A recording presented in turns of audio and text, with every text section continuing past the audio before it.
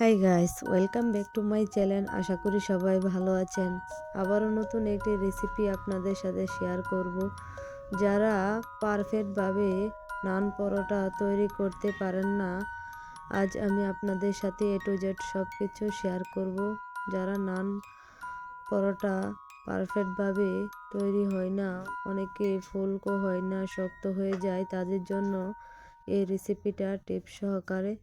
দেখতে যেমন সুন্দর হয়েছে, খেতে অনেক লোভনীয় হয়েছে, ভিতরে কতটা ফুলকো সফট স্পঞ্জ হয়েছে আপনারা দেখতেই পাচ্ছেন কতটা লোভনীয় হয়েছে। আপনারা চাইলে যে কোনো মুরগির মাংস বা চিকেন চাপ, কাবাব যাই দিয়া খান না কেন অসম্ভব মজার হয় এই রেসিপি। এখানে আমি একটি মিক্সিং বলে নিয়ে নিব 2 কাপ ময়দা। ময়দার পরিবর্তে আপনারা আটাও ব্যবহার করতে পারেন।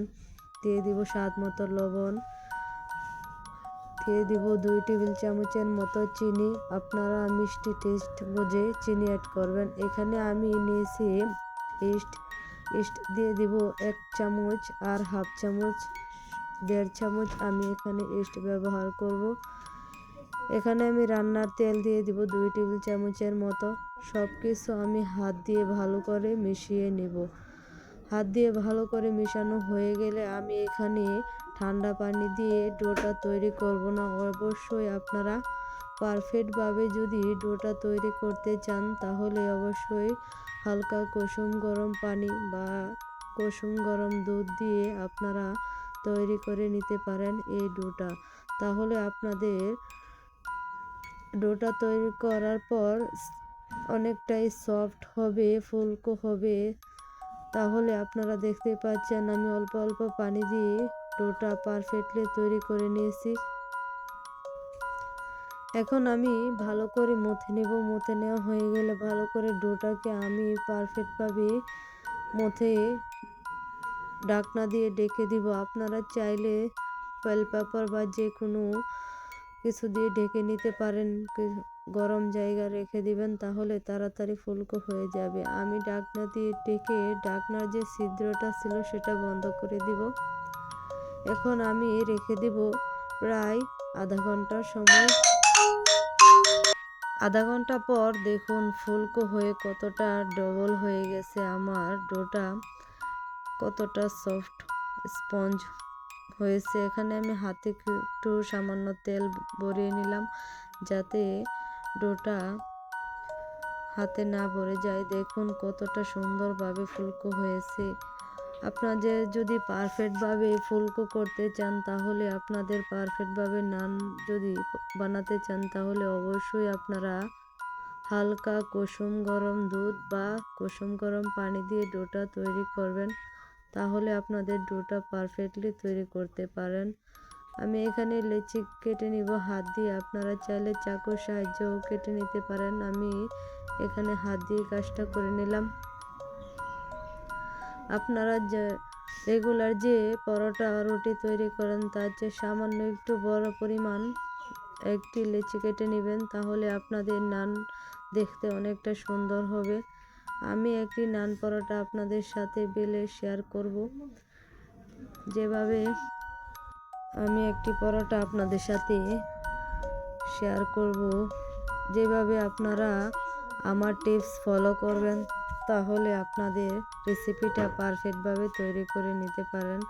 যাদের পরোটা নান তৈরি করার সময় নানগুলো অনেকটা স্পঞ্জ হয় না, তাদের জন্য এই টিপস সহকারে নান পরোটার রেসিপি।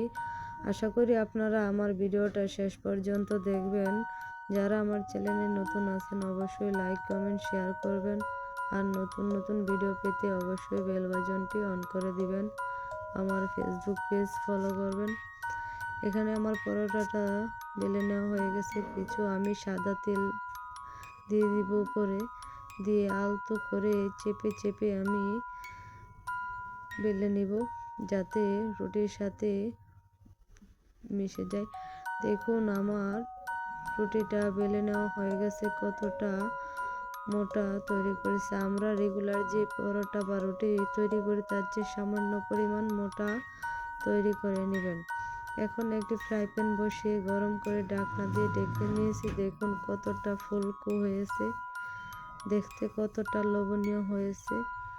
আমি এখন উল্টে দিব, সামান্য একটু ছেঁকে নিব উল্টে দিয়ে।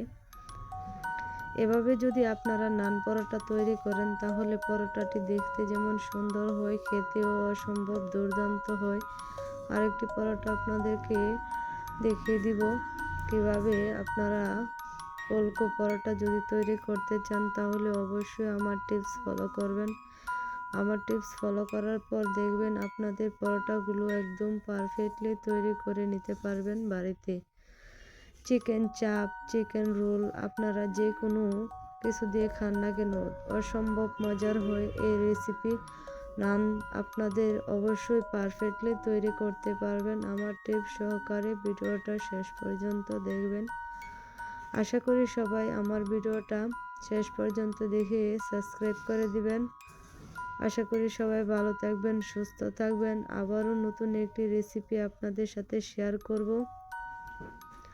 এ পর্যন্ত আপনারা অবশ্যই আমার ভিডিওটা শেষ পর্যন্ত দেখে নেবেন। আশা করি ভালো থাকবেন, সুস্থ থাকবেন। আবারও নতুন একটি ভিডিও নিয়ে আশা করি চলে আসবো। আল্লাহ হাফেজ।